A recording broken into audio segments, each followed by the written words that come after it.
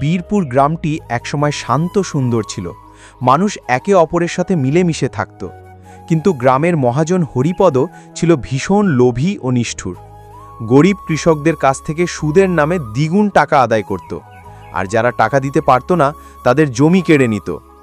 রঘু, গ্রামের এক পরিশ্রমী কৃষক, হরিপদের এই অন্যায় আচরণের শিকার হয়েছিল। খরার বছরে ফসল নষ্ট হয়ে যাওয়ায় রঘু ঋণ শোধ করতে পারেনি। হরিপদ তার 3 বিঘে জমি দখল করে নিল।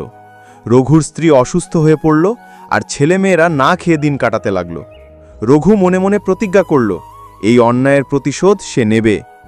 পরের বছর বৃষ্টি ভালো হলো, ফসলও ভালো হলো, কিন্তু জমি ছিল না বলে রঘু অন্যের ক্ষেতে মজুরি করত। তবুও সে ধীরে ধীরে কিছু টাকা জমাতে লাগল। এই সময় হরিপদর লোভ নতুন বিপদ ডেকে আনল।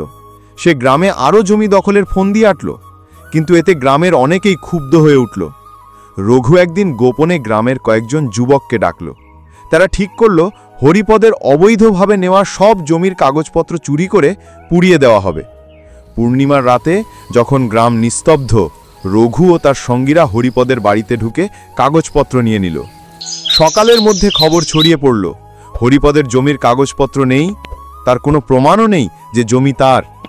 গ্রামের মানুষ একজোট হয়ে ঘোষণা করল, জমি যার ছিল তার কাছেই ফিরবে। রঘুর জমিও ফিরে এলো। হরিপদ অপমানে গ্রাম ছেড়ে চলে গেল। সেদিন থেকে বীরপুরে কেউ কারোর জমি অন্যায়ভাবে দখল করতে সাহস করেনি।